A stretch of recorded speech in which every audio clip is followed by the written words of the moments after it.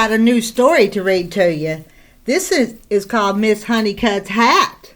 You see Miss Hunnicutt's hat? And it's written by Jeff Brumbeau and illustrated by Gail deMarcken. Let's see, and it's got some interesting pictures, so I'm going to see if I can turn the camera down so you can kind of look at the pictures as I read. Look at those pictures. Aren't they interesting? All right, let me see. Let me turn it down here. Adjust it just a little bit more.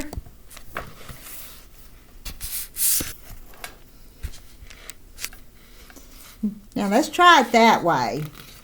And I'm not sure if we'll get the whole book read or just part of it. And I've not read it, so I'm not sure how it ends or begins. But we're going to start it, okay? One fine day in the tiny little town of Littleton, everyone was as busy as could be. The Queen was making her summer trip from city castle to country castle and would pass right through Littleton promptly at 3. No one really thought the Queen would stop at a little town like Littleton because it was, well, just too little. But just in case, they'd be ready. Everywhere everyone was scurrying to paint the cottages purple, the Queen's favorite color. They were sweeping the streets and tying ribbons to the trees and turning out in their very best of their best.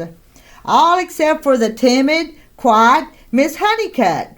The celebrations for the Queen were all well and good, but Miss Hunnicutt always did her shopping on Tuesdays at 3 o'clock.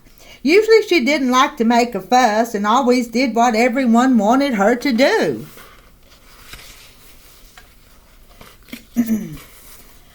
But today, the day the Queen was to pass by, she decided to put her foot down. Well, hopefully Miss Hunnicutt was going to do her shopping and wear her new hat from Paris, even if it was a little different. Just before 3 o'clock, Miss Hunnicutt peeked from behind her door. She stepped outside, and although she looked much the same as always, with her hair in a small bun, a canary yellow dress, the same blue traveling coat, and goose head umbrella, there was something different. That was her hat. It looked quite like the hats the other ladies of the town wore. It had blue felt and green and yellow ribbons and great big feathers all about. What was different was that this hat had chicken feathers, and the feathers were still stuck to the chicken who was happily clucking away on Miss Hunnicutt's head. Just then, Miss McSnoot came marching down the street with her poodle. While Miss Hunnicutt shouted Miss McSnoot, she always shouted everything she had to say, "What on earth is on your head?" "It's my new hat from Paris," she said in a tiny voice. "It came all the way from Paris. Oh, I do so hope you like it." "Like it?" bellowed Mrs. McSnoot. "It's horrible. It's terrible. It's a chicken. You can't wear a chicken on your head." "Well, why? Why is that?" asked Miss Hunnicutt. What will the Queen think?" Mrs. McSnoot cried. "The second she sees that awful thing, she'll drive right by. You must take it off this instant." "I just don't know," said Miss Hunnicutt in a tiny voice. "I think I might have the right to wear what I like, and I won't wear a lobster and I won't wear a weasel, but I would like to wear a chicken, and I'd like to wear it on my head."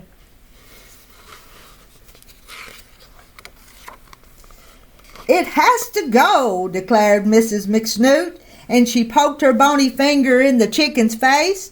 Now the chicken, who didn't see very well and needed spectacles, thought her finger looked just like a worm, and so she bit down fast and hard. "Yow, yow, yow," Mrs. McSnoot wailed. And all of this shouting made the neighbors stop their work. The first was nosy Miss Bisbee. She and her cat stuck their noses out the door to see what was going on. Suddenly, Mrs. McSnoot's poodle broke away, dragging her along behind and running right between Miss Bisbee's legs and after the 27 cats inside. At first all was silent. Then 27 cats with 27 meows leaped through windows and doors and ran right up the old apple tree in the yard. Miss Bisbee skipped a jittery jig around the tree. "Call the fire department," she cried. "Call the Navy. Tell them my babies are up a tree." Do you see all the cats in the tree? Oh, all the cats in the tree? The fire department came right away, but just next door the ever-nervous Miss Whipple was taking a bath. And so when she heard the fire truck's siren, she just knew her house had to be on fire. "Fire! Fire!" she screamed. Then she wrapped the shower curtain around herself and leaped out the window, right into the fire chief's arms. There she comes down. In Miss Whipple's hurry, she had forgotten to turn off the water.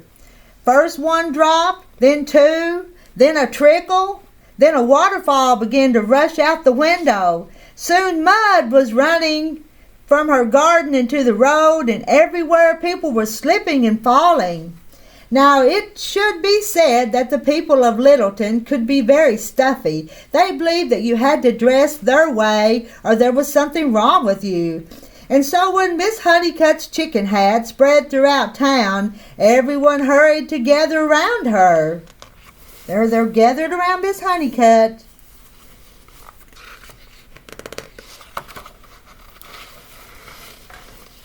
Now all were as mad as they were muddy. The Queen was due any minute, and everything was going wrong. What else could happen, they asked each other.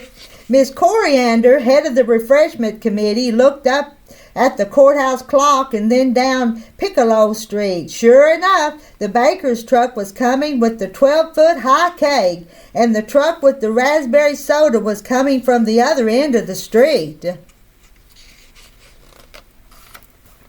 Each driver was so surprised to see a woman with a chicken on her head that he forgot to look where he was going and slid in the mud. With a great crash, cake and soda flew up into the air and came down all over the Littletonians, all except for Miss Hunnicutt, who had the good sense to stand beneath her goosehead umbrella. "Just look at us," cried one in the crowd. "What will the Queen think?" said another. "She'll be here any second," warned a third. "It's all your fault. Take off your hat," the crowd shouted at Miss Hunnicutt. "Take off your hat." I don't think that I should," Miss Hunnicutt firmly said. "I'm pretty sure I have the right to wear what I like, and I won't wear a rhinoceros and I won't wear a poodle, but I'd like to wear a chicken, if you don't mind, and wear it on my head." The crowd grumbled and groaned, but Miss Hunnicutt stood taller than before. Just then, Mayor McTweedle waddled over. "What in heavens is going on here?" he cried. Look at her in that hat," cried one. "This mess never would have happened if she hadn't put on that horrible thing," said another. "Now, Miss Hunnicutt," said the mayor, "we can't have your hat laying eggs when the Queen comes by. Now, can we? That wouldn't do at all. Therefore, as the Royal Mayor of Littleton, I must demand that you remove that ghastly thing this instant." "I will not," she replied in a voice that was now both loud and sure. "I have the right to wear what I like, and I won't wear a flounder, and I won't wear a orangutan, but I will wear a chicken, and I will wear it on my head." "It's an abomination," the crowd shouted. "The Queen will laugh at us as she rides by." The mayor thought for a moment, and as he did at such times, he placed a finger on the tip of his nose. "There must be a law against wearing a chicken hat, and if there wasn't, well then there should be. Therefore I have no choice but to put you, Miss Hunnicutt, in jail." That made her very mad indeed. "You can't do that," she cried. "Just what do you mean by telling me what I can't do?" "Why, I'm the mayor," said the mayor. "What do I mean?" said Miss Hunnicutt. "I mean corn cobs." "Corn cobs," said the mayor. "Corn cobs," said the crowd. Corn cobs, Miss Hunnicutt said again. Every night, exactly at 8, Mr. Yoda likes to juggle corn cobs in his polka-dotted underwear. Yes, it's true, Mr. Yoda said reluctantly. He then took out 6 corn cobs and began to juggle, and the children in the crowd clapped.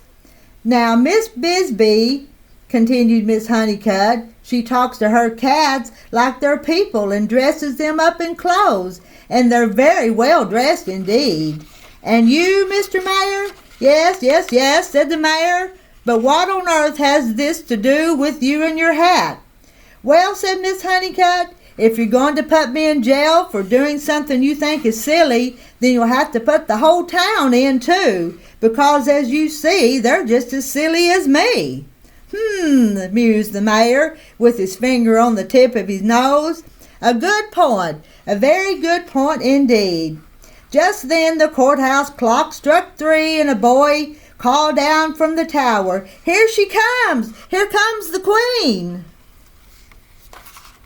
The mayor rushed to stand at attention beside the road. Behind him was the Littleton Tuba and Tambourine Band, the Ladies' Snooker Club, the Gentlemen's Yodeling Society, and the townspeople. And all the way in the back was Miss Hunnicutt and her chicken hat. Everyone waved and hurrahed, and her rod has the longest, blackest, shiniest automobile anyone had ever seen, swooshed, whooshed down Main Street. And just when it seemed as though the Queen was going to whisk right by, as always, the auto suddenly stopped. Then 7 royal guards leaped about like cats to help her out. The Littletons gasped at the sight of the Queen. She wore a purple velvet cape, a dress that seemed to be woven from threads of sunlight, and slippers covered with bits of fallen stars.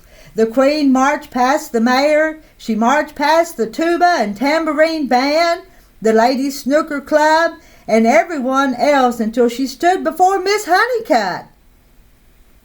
The crowd whispered and wondered how the Queen would punish her for wearing so hateful a hat. A minute passed and the Queen clapped her hands 3 times. The royal guards jumped into the auto and everyone bent their necks trying to see what was happening. At last they came out, grandly carrying the Queen's hat. The Littletonians could not believe what they saw. It was a red hat with festoons of yellow ribbons and tiny pink roses. There was a little bow in the front and a happily gobbling turkey on top. The Queen has a turkey hat and Miss Hunnicutt has a chicken hat. With her hat properly in place, the Queen spoke. "My dear, that is a most gorgeous hat," she said. "Would you care to trade?" Miss Hunnicutt looked her right in the eye.